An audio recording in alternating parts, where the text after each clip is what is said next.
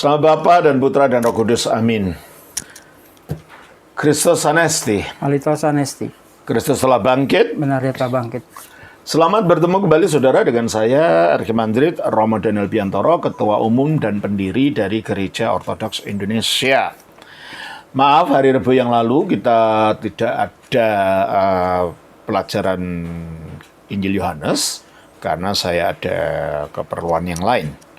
Sekarang kita akan melanjutkan bacaan kita dari Yohanes pasal 6, masih pasal 6. Kita akan baca dulu dari pasal ayat yang ke-47 sampai dengan ayat yang ke-51.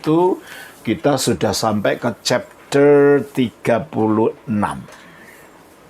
Ya. Aku berkata kepadamu, sesungguhnya barang siapa percaya, ia mempunyai hidup yang kekal. Akulah roti hidup. Nenek moyangmu telah makan mana di padang gurun dan mereka telah mati. Inilah roti yang turun dari sorga. Barang siapa makan daripadanya, ia tidak akan mati. Akulah roti hidup yang telah turun dari sorga. Jikalau seorang makan dari roti ini, ia akan hidup selama-lamanya. Dan roti yang kuberikan itu ialah dagingku yang akan kuberikan untuk hidup dunia. Terima kasih. Amin, amin, lego imin. Amin, amin, aku berkata kepadamu, atau sesungguh-sungguhnya aku berkata kepadamu. Opistevon, dia yang percaya, atau barang siapa percaya, echi zoin eonion, memiliki hidup kekal. Dengan Kristus mengatakan amin, amin, lego imin. Dan itu banyak sekali dalam Injil Yohanes kata-kata ini. Amin, amin, lego imin. Sesungguh-sungguhnya aku berkata kepadamu. Yesus hendak menekankan keseriusan daripada apa yang hendak dikatakan.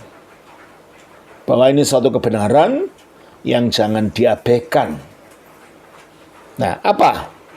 Bahwa ini perkataan yang betul-betul benar, patut dipercayai gitu loh. Apa itu? Opistevon, barang siapa yang percaya. Echi zoin eonion. Percaya itu apa sih? Yakin sesungguh-sungguhnya akan suatu kebenaran atau suatu pernyataan atau suatu ajaran yang diberikan. Berarti kalau dikatakan siapa yang percaya, artinya dia betul-betul yakin Yesus ini siapa. Yakin tentang apa yang diberitakan tentang dirinya.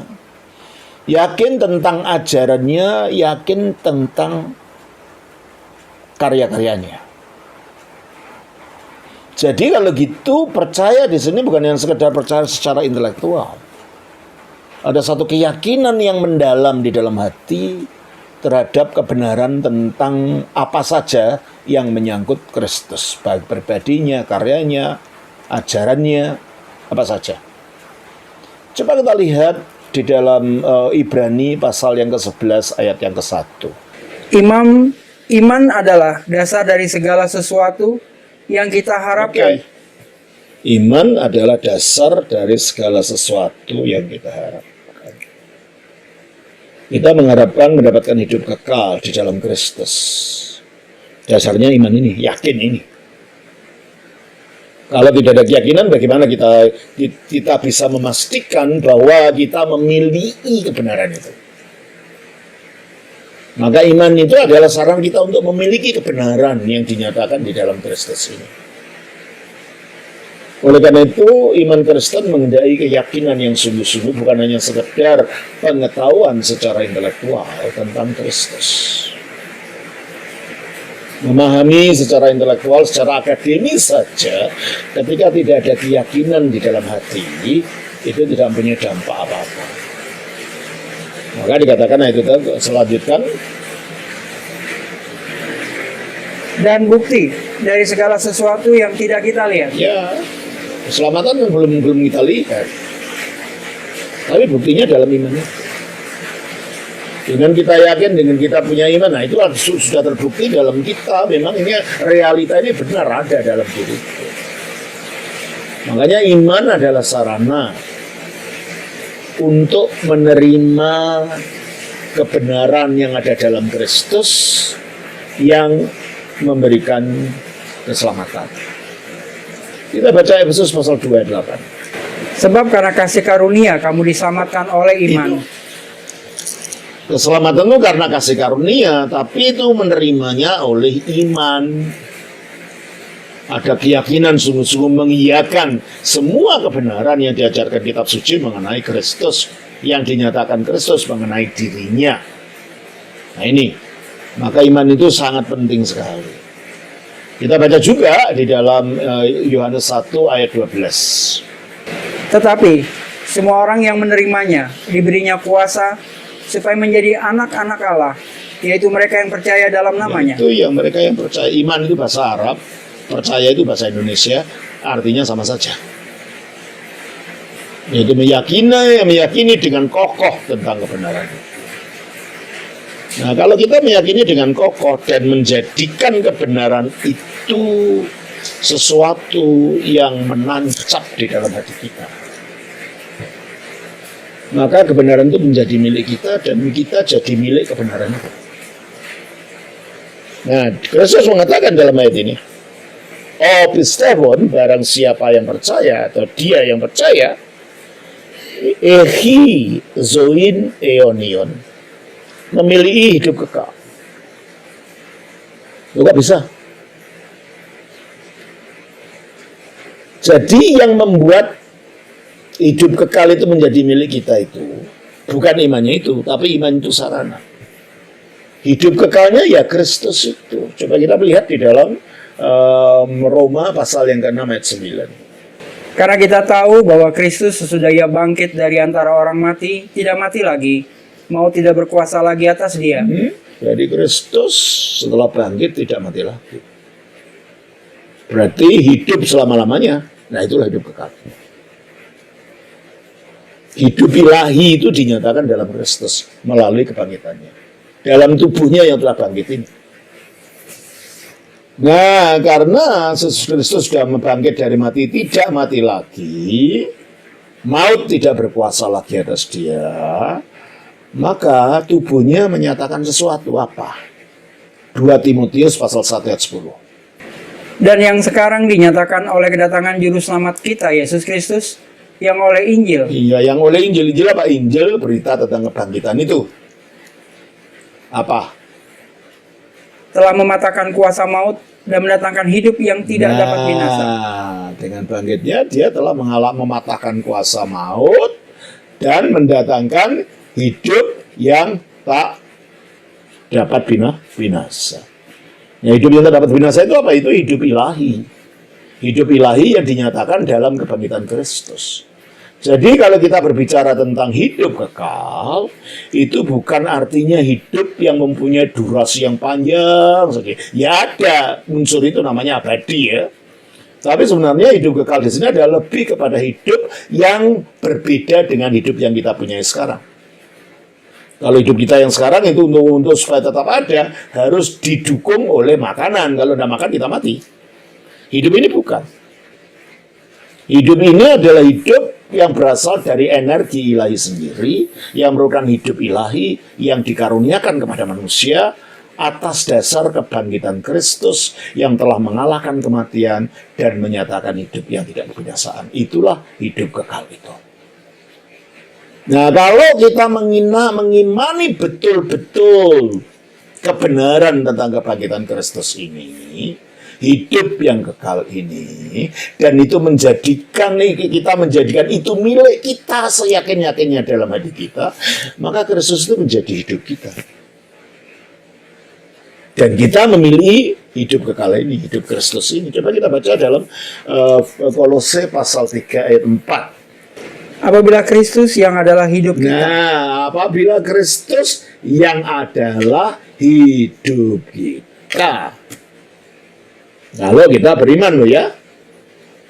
Seyakin-yakinnya kita menaruh dalam hati kita yang paling dalam keyakinan itu tentang Kristus yang telah bangkit dan telah menyatakan hidup yang tak berkebinasaan itu, maka dia menjadi hidup kita. Sehingga kita pun akan memiliki hidup kekal yang sama yang dimiliki Kristus. Kita menerima hidup kekal yang dimiliki Kristus yang telah mengalahkan kematian itu. Makanya dikatakan dalam ayat itu, dalam Kolose itu,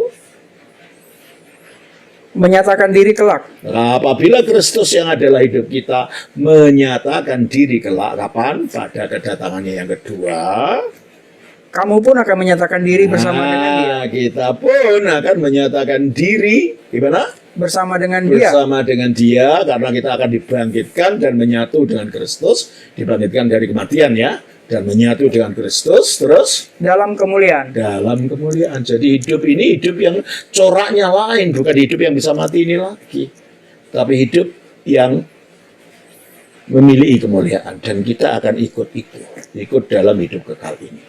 Ya, maka dikatakan, amin, amin, lego imin. Sesungguh-sungguhnya aku berkata kepadamu, opistevon, barang siapa yang percaya atau dia yang percaya, ehi memiliki zoin eonion, hidup yang kekal. Ayat 48 dari Yohanes 6. Akulah roti hidup. Ego ini o artos tis zois. Roti di dalam budaya Israel waktu itu dan kebanyakan budaya Timur Tengah saat ini adalah makanan utama yang menopang kehidupan. Maka berbicara tentang roti artinya berbicara tentang sumber kehidupan. Coba kita baca Matius pasal 4 ayat 4. Tetapi Yesus menjawab, ada tertulis, manusia hidup bukan dari roti saja. Nah, jadi roti ini sumber kehidupan bagi tubuhnya manusia. Manusia hidup bukan hanya roti saja, itu pikiran orang umum. Ya kalau di Indonesia, ya mungkin kalau Kristus datang di Indonesia, akulah nasi yang hidup gitu mungkin. Karena makanan kita nasi. Tapi karena di wilayah Israel, di wilayah Asia Barat sana, makanan orang itu roti, maka dia menggunakan istilah roti yang hidup. Nah, dia menggunakan simbol roti ini ya karena itu roti sumber dari kehidupan. Tapi kembali lagi baca ya Matius 4 ayat 4 itu. Tetapi Yesus menjawab, ada tertulis, manusia hidup bukan dari roti saja, tetapi dari setiap firman yang keluar dari mulut Allah. Ya pada akhirnya memang secara fisik kehidupan itu ditopang oleh makanan, oleh roti. Tetapi pada akhirnya kehidupan yang sejati itu datangnya dari sabda Allah, dari firman-Nya Allah. Jadi kalau seandainya kita memakan terus saja dan Allah menghendaki kita sudah waktunya mati, ya mati. Gitu. Jadi kalau begitu Yesus menggunakan istilah akulah roti yang hidup untuk menunjukkan dialah sumber kehidupan itu, dialah asal usul dari kehidupan itu, dialah yang menopang kehidupan itu. Tapi ini kehidupan rohani. Karena di atasnya berkatakan, akulah barang siapa percaya padaku, dia punya hidup kekal, bukan hidup biasa ini yang bisa mati. Ya. Maka dalam ayat 45, ego ini o artos tisois, aku ini roti yang hidup. Mengapa roti yang hidup? Ya dia wujudnya akan wujud manusia hidup. Dia menyebutkan roti yang hidup dalam artian bahwa dia memang manusia yang hidup, yang akan memberikan kehidupan. Caranya gimana? Ya caranya melalui kebangkitannya itu. Coba kita baca di dalam 1 Korintus 15 ayat 19 sampai ayat 21. Jikalau kita hanya dalam hidup ini saja menaruh pengharapan pada Kristus, maka kita adalah orang yang paling malang dari segala manusia. Tetapi yang benar ialah bahwa Kristus telah dibangkitkan dari antara yang benar ialah Kristus telah dibangkitkan dari antara orang mati. Orang mati, terus Sebagai yang sulung dari orang-orang yang telah meninggal. nah, menjadi yang sulung dari yang pertama-tama kali bangkit dari mati dan hidup terus. Nah, kalau itu sulung artinya bukan hanya sekedar dia sendiri, nanti ada orang-orang berikutnya yang juga akan mengalami bangkit karena menyatu dengan Kristus itu. Jadi Kristus adalah sumber dari kebangkitan kita, sumber dari hidup kita itu. Ayat 20. Tetapi yang benar ialah bahwa Kristus telah dibangkitkan dari antara orang mati sebagai yang sulung dari orang-orang yang telah meninggal. Terus? Sebab sama seperti maut datang karena satu orang manusia. Nah, kematian datang akibat satu orang Adam ketika dia memberontak, dia terputus hidupnya dari hidupnya Allah, maka dalam dirinya masuklah benih kematian itu. Setelah Adam memberontak, coba kita baca di dalam Kejadian 3 ayat yang ke-6. Perempuan itu melihat bahwa pohon itu baik untuk dimakan dan sedap kelihatannya. Lagi pula pohon itu menarik hati karena memberi pengertian. Lalu ia mengambil dari buahnya dan dimakannya dan diberikannya juga kepada suaminya. Ya, padahal Allah mengatakan sebelumnya kalau kamu makan, kamu akan mati. Coba dibaca dalam Kejadian 2 ayat yang ke-16-17. Lalu Tuhan Allah memberi perintah ini kepada manusia. Semua pohon dalam taman ini boleh kau makan buahnya dengan bebas. Tetapi pohon pengetahuan tentang yang baik dan yang jahat itu, janganlah kau makan buahnya. Sebab pada hari engkau memakannya, pastilah engkau mati. Nah, kalau mereka tidak makan, ya tidak pernah mati. Dan itulah kehendak manusia waktu mencegat manusia. Supaya manusia hidup abadi. Ikut ambil bagian di dalam keabadian Allah. Karena mereka diciptakan menurut gambar dan rupa Allah. Artinya merefleksikan sifat-sifat Allah. Tapi karena akhirnya Adam dan Hawa ini memberontak dengan memakan, ya memang tidak langsung gedebuk mati, tapi benih kematian sudah masuk dalam dirinya. Akibat makan ini, akibat memberontak ini bukan masalah makannya ya, pemberontakan. Kita baca dalam Kejadian 3 ayat 19. Dengan berpeluang kau akan mencari makananmu. Nah, itu akibatnya dari pemberontakan itu. Terus? Sampai kau kembali lagi menjadi tanah. Terus? Karena dari situlah engkau diambil. Sebab engkau debu dan engkau akan kembali menjadi debu. Engkau debu tadinya, engkau diciptakan untuk menjadi abadi bersama Allah. Tapi sekarang menukik, akan memberontak, engkau debu kembali menjadi debu. Berarti benih kematian sudah masuk di dalam diri manusia. Kembali ke ayat 21 dari 1 Korintus 15 itu. Sebab sama seperti maut datang karena satu orang manusia. Ya, itu tadi sudah saya terangkan. Demikian juga kebangkitan orang mati datang karena satu orang manusia. Siapa? Yesus. Karena bangkitnya dari mati telah mengalahkan kuasa maut dan mendatangkan hidup yang tidak dapat binasa. Maka kehidupan datang dari satu orang, yaitu Yesus ini. Terus? Karena sama seperti semua orang mati dalam persekutuan dengan Adam. Ya, kalau kita menyatu dengan Adam, ya kita sebagai benihnya Adam memiliki sifat seperti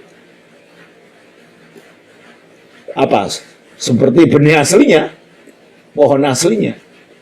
Pohon aslinya telah mengalami kematian, kita pun akan juga sebagai benihnya mengalami kematian itu.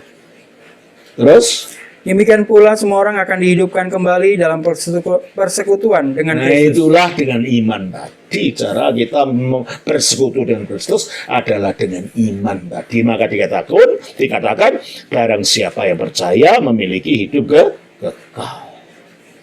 Jadi melalui kebangkitannya inilah Kristus itu menjadi roti yang hidup. Menjadi makanan yang membawa kehidupan. Makanan rohani yang membawa kehidupan bagi mereka yang percaya. Ayat 9. Nenek moyangmu telah makan mana di padang gurun dan mereka telah mati. I pateres imun, bapak-bapak kamu, evagon telah makan, enti erimo, tomana ke apesanon, telah memakan di padang belantara, makan mana di padang belantara dan telah mati. Nah, ini kisahnya adalah kisah ketika bangsa Israel keluar dari tanah Mesir. Mereka tidak ada makanan, mereka marah-marah kepada Nabi Musa. Nah, kamu membawa saya kepada belantara, membuat kami mati. Tidak ada lagi ini bawang di sini atau apa, soalnya disebutkan semangka dan macam-macam seperti tanah Mesir. Akhirnya Musa meminta kepada Allah supaya diturunkan makanan. Coba kita baca Keluaran pasal yang ke-17. Pasal 16. Kita baca ayat 2 sampai 7. Di padang gurun itu, bersungut-sungutlah segenap jemaah Israel kepada Musa dan Harun, dan berkata kepada mereka, "Ah, kalau kami mati tadinya di tanah Mesir oleh tangan Tuhan, ketika kami duduk menghadapi kuali berisi daging dan makan roti sampai kenyang, sebab kamu membawa kami keluar ke padang gurun ini untuk membunuh seluruh jemaah ini dengan kelaparan." Lalu berfirmanlah Tuhan kepada Musa, "Sesungguhnya aku akan menurunkan dari langit hujan roti bagimu." Nah, itulah mana itu. Jadi rotinya disebut mana karena mereka tidak tahu namanya. Mana itu bahasa Ibrani artinya ya, apa gitu loh. Jadi kan tidak tahu ini apa gitu. Mana. Akhirnya itu roti itu disebut sebagai mana dari kata apa. Terus Maka bangsa itu akan keluar dan memungut tiap-tiap hari sebanyak yang perlu untuk sehari, supaya mereka kucoba apakah mereka hidup menurut hukumku atau tidak. Dan pada hari yang ke-6, apabila mereka memasak yang dibawa mereka pulang, maka yang dibawa itu akan terdapat 2 kali lipat banyaknya dari apa yang dipungut mereka sehari-hari. Sesudah itu berkatalah Musa dan Harun kepada seluruh orang Israel, "Petang ini kamu akan mengetahui bahwa Tuhanlah yang telah membawa kamu keluar dari tanah Mesir. Dan besok pagi kamu melihat kemuliaan Tuhan, karena Ia telah mendengar sungut-sungutmu kepadanya. Sebab apalah kami ini, maka kamu bersungut-sungut kepada kami?" kita langsung saja ayat yang ke-13 sampai dengan ayat yang ke-15. Pada waktu petang, datanglah berduyun-duyun burung puyuh yang menutupi perkemahan itu. Dan pada waktu pagi, terletaklah embun sekeliling perkemahan itu. Ketika embun itu telah menguap, tampaklah pada permukaan padang gurun sesuatu yang halus, sesuatu yang seperti sisik, halus seperti embun beku di bumi. Ketika orang Israel melihatnya, berkatalah mereka seorang kepada yang lain, "Apakah ini?" Nah, mana? Apakah ini? Itu akhirnya namanya disebut sebagai mana. Terus? Sebab mereka tidak tahu apa itu. Tetapi Musa berkata kepada mereka, "Inilah roti yang diberikan Tuhan kepadamu menjadi makananmu." Ya itulah, itu makanya dikatakan roti dari surga. Karena turun dari langit seperti embun awalnya. Nah, maka dikatakan nenek moyangmu memakan roti dari surga. Tapi meskipun itu dari langit, maksudnya gitu. Meskipun itu sesuatu roti yang supernatural datangnya, bukan karena kamu mengolah dari gandum, tetapi langsung diberi oleh Allah, toh nenek moyangmu tetap mati. Jadi roti itu tidak hanya memberi kehidupan yang sementara, kehidupan fisik saja, bukan kehidupan yang kekal. Kita kembali kepada pasal 6. Ayatnya yang kita baca ayat 49. Nenek moyangmu telah makan mana di padang gurun. Iya, nenek moyangmu telah makan roti yang kamu tidak tahu namanya, apakah ini itu di padang gurun, Dan mereka telah mati. dan mereka mati.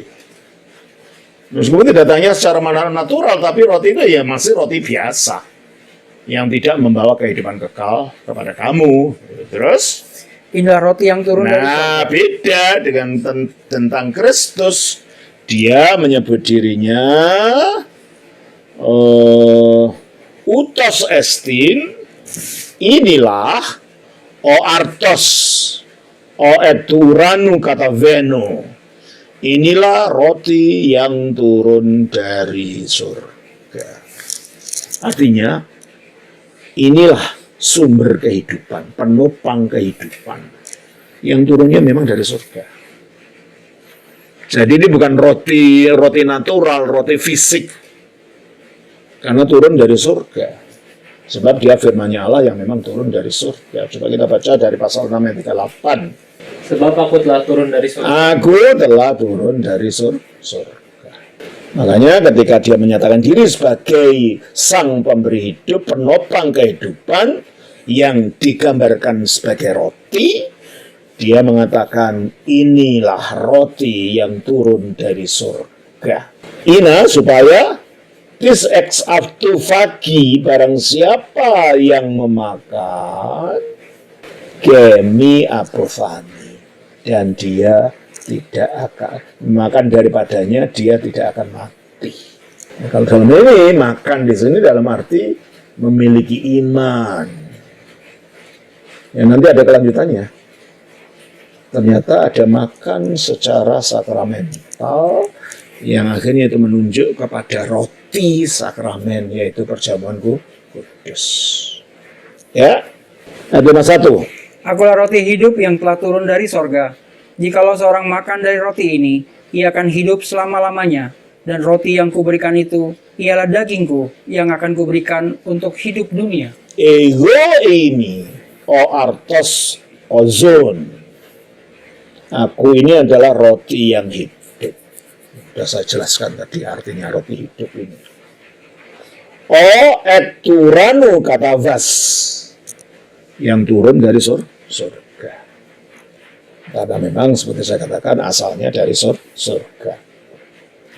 Eantis, jika seseorang fagi etutu tu artu, memakan dari roti ini, ya, jadi roti dari surga yang adalah Kristus itu, zisi iston eona, dia akan hidup sampai selama-lamanya. Kenapa? Dia menyatu dengan kehidupan Kristus, yang kehidupan itu bersifat kekal. Coba kita baca dalam ayat 21 dari 1 Korintus 15 tadi. Sebab sama seperti maut datang karena satu orang manusia, demikian juga kebangkitan orang mati datang karena satu orang manusia. Terus? Karena sama seperti semua orang mati dalam persekutuan dengan Adam, demikian pula semua orang akan dihidupkan kembali dalam persekutuan Kristus. Jadi makan roti ini artinya menerima dalam batin yang sedalam-dalamnya, yakin dalam batin yang sedalam-dalamnya Kristus sebagai sang sumber kehidupan, sang pendukung kehidupan, sang penopang kehidupan. Itu yaitu roti tadi. Ya. Ego ini artos ozon. Akulah roti yang hidup. O eturanu katavas, yang turun dari surga. Ean tis vagi etuto tu artu, jika seseorang makan dari roti ini, ya Kristus tadi. Makan di sini artinya beriman dan memasukkan sedalam-dalam hatinya dengan penuh keyakinan di dalam batinnya. Itulah makannya itu. Zizi, dia akan hidup. Iston eona, dia akan hidup sampai selamanya. Ke oartos the en ego doso, dan roti yang akan aku berikan itu i saksmu estin, adalah dagingku. Daging apa?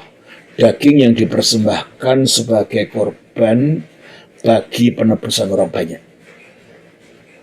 Dan daging yang akhirnya bangkit dari kematian yang menyatakan kehidupan itu. Coba kita baca dalam Markus pasal 10 ayat 5. Karena anak manusia juga datang bukan untuk dilayani, melainkan untuk melayani, dan untuk memberikan nyawanya menjadi tebusan bagi banyak orang. Karena anak manusia itu gelar untuk Mesias. Datang bukan untuk dilayani, tapi untuk melayani, artinya menjadi hamba. Karena yang melayani itu hamba. Sebagaimana dikatakan di dalam Filipi pasal 2, ayatnya yang ke-7. Melainkan telah mengosongkan dirinya sendiri, dan mengambil rupa seorang hamba, dan menjadi sama dengan manusia. Dan dalam keadaan sebagai manusia, ia telah merendahkan dirinya dan taat sampai mati, bahkan sampai mati di kayu salib. Dia menjadi hamba yang menderita. Dan itu penggenapan dari nubuat Nabi Yesaya tentang hamba yang menderita di dalam Yesaya pasal 52. Coba kita baca. Ya, kita tidak baca seluruhnya, beberapa yang penting saja. Baca Yesaya 52 dulu. Ayat 13. Sesungguhnya hambaku akan berhasil, ia akan ditinggikan, disanjung dan dimuliakan. Nah itu, ini hamba tentang berbicara menderita. Dan akhirnya hamba ini menderita. Ayat 3. Dari pasal 53. Ia dihina dan dihindari orang, seorang yang penuh kesengsaraan dan yang biasa menderita kesakitan. Terus? Dia sangat dihina sehingga orang menutup mukanya terhadap dia, dan bagi kita pun dia tidak masuk hitungan. Ayat 4. Tetapi sesungguhnya penyakit kitalah yang ditanggungnya, dan kesengsaraan kita yang dipikulnya. Padahal kita mengira dia kena tulah, dipukul dan ditindas Allah. Tetapi dia tertikam oleh karena pemberontakan kita. Dia diremukkan oleh karena kejahatan kita. Ganjaran yang mendatangkan keselamatan bagi kita ditimpakan kepadanya. Dan oleh bilur-bilurnya kita menjadi sembuh. Kita inilah nubuat tentang hamba Tuhan yang menderita. Makanya Kristus mengatakan anak manusia datang bukan untuk dilayani, tetapi untuk melayani, menggenapi nubuat ini. Dan untuk memberikan nyawanya bagi tebusan banyak orang. Maka dalam Yesaya 53 itu kita baca ayatnya yang ke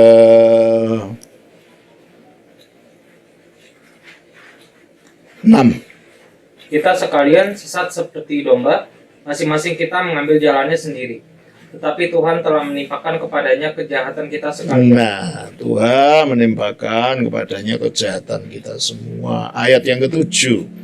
Dia dianiaya, tetapi dia membiarkan diri ditindas. Oke, makanya dia tidak menjawab kan? Terus? Dan tidak membuka mulutnya, seperti anak domba yang dibawa ke pembantaian. Terus? Seperti induk domba yang keluh di depan orang-orang yang menggunting bulunya, ia tidak membuka mulutnya. Ya. Terus? Sesudah penahanan dan penghukuman ia terambil. Ya, sesudah penahanan dan penghukuman ia terambil, artinya dia mati, nyawanya malah diambil. Terus? Dan tentang nasibnya, siapakah yang memikirkannya? Tidak ada. Kenapa? Terus kan? Sungguh, ia terputus dari negeri orang-orang hidup. Artinya kalau dia terputus dari negeri orang hidup, dia berada di negeri orang mati, artinya dia meninggal setelah dianiaya ini. Terus? Dan karena pemberontakan umatku, ia kena tulah. Nah, jadi dia mengalami penderitaan itu karena pemberontakan manusia, karena dosanya manusia. Dalam keadaannya sebagai manusia, dia telah merendahkan diri dan taat sampai mati di kayu salib. Itu yang dikatakan di dalam Filipi itu. Terus, ayat 10. Tetapi Tuhan berkehendak meremukkan dia dengan kesakitan, apabila ia menyerahkan dirinya sebagai korban penebus Nah, itu salah. kan. Dia menyerahkan dirinya sebagai korban penebus salah, yang dalam Injil Markus bahasanya untuk menyerahkan dirinya bagi penebusan banyak orang. Ini ya. Terus sesudah apabila menyerahkan dirinya sebagai korban penebus salah, terus Ia akan melihat keturunannya. nah, berarti dia akan hidup lagi karena bisa melihat keturunan. Ini berbicara tentang kebangkitan. Sesudah penyaliban, dia mati, dia dibangkitkan. Terus Umurnya akan lanjut. umurnya akan lanjut, artinya dia akan hidup seterusnya. Terus Dan kehendak Tuhan akan terlaksana olehnya. kehendak apa? Kehendak untuk menyelamatkan manusia terlaksana oleh kematian dan kebangkitan Kristus ini. Nah, disitulah maka kita kembali kepada ayat yang ke 51 dari Yohanes 6 ini. Ke o artos de on ego doso, dan roti yang aku akan berikan i saksmu estin adalah dagingku, yaitu daging yang telah diserahkan sebagai korban penebus dosa atau korban penebus salah atau sebagai apa tadi? Kita baca Markus 10:45 tadi. Karena anak manusia juga datang bukan untuk dilayani, melainkan untuk melayani dan untuk memberikan nyawanya menjadi tebusan bagi banyak orang. Jadi tebusan banyak orang. Kalau dalam Yesaya 53 ayat 10, ia menyerahkan dirinya sebagai korban penebus salah. Itulah daging yang diserahkan itu. Daging yang mengalahkan kematian akhirnya memberikan kehidupan sehingga dia bisa menjadi roti, menjadi penopang kehidupan dan sumber kehidupan. Ya, jadi dagingnya itu. Ya. Ego doso isaksmu estin, yang aku akan berikan adalah dagingku ipertistu kosmozois, bagi kehidupan dunia. Jadi Kristus mati itu bukan karena dirinya sendiri, untuk dunia, untuk manusia. Bukan hanya untuk orang Kristen saja. Dunia namanya. Semua orang membutuhkan hidup kekal ini, dan hidup kekal ini tak mungkin didapat dengan kekuatannya sendiri. Karena dalam manusia tidak ada hidup kekal, yang ada kematian. Malah Kristus datang, firman Allah datang mengalahkan kematian dengan matinya lalu bangkit untuk memberikan kehidupan itu bagi kita. Nah, saudara, itulah yang dapat kita pelajari untuk hari ini. Nanti kita lanjutkan lagi ayat-ayat selanjutnya. Tuhan berkati. Kristus Anesti. Kristus Anesti. Kristus telah bangkit. Benar dia telah bangkit. Nama Bapa, Putra, Roh Kudus. Amin.